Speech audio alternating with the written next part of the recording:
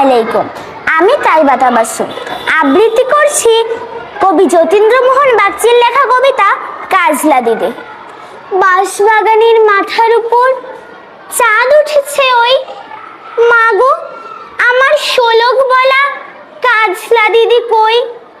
পুকুর ধারে নেবুর তলে থুকায় থুকায় জোনাই জলে, ফুলের গন্ধে ঘুম আসে না, একলা জেগে রই। মাগো আমার কোলের কাছে কাজলা দিদি কই? সেদিন হতে দিদিকে আর কেনই বানা ডাকো? দিদির কথায় আঁচল দিয়ে মুখটি কেন ঢাকো?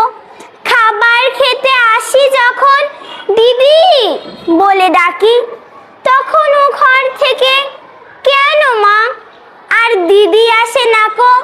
আমি ডাকি তুমি কেন চুপটি করে থাকো? বল মা দিদি কোথায় গেছে, আসবে আবার কবে?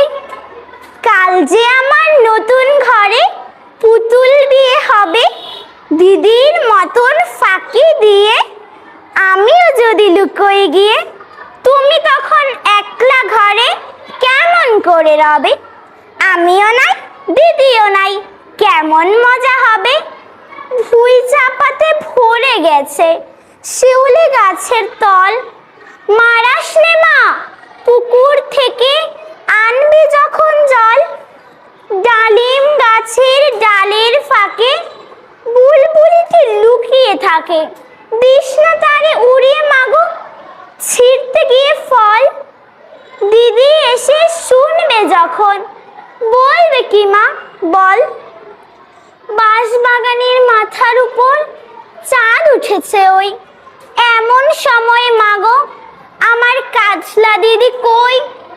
বেড়ার ধারে পুকুর পাড়ে ঝিঝি ডাকে ঝোপে ঝাড়ে, নেবুর গন্ধে ঘুম আসে না, একলা জেগে রই। রাত হলো যে মাগো আমার কাজলা দিদি কই? ধন্যবাদ।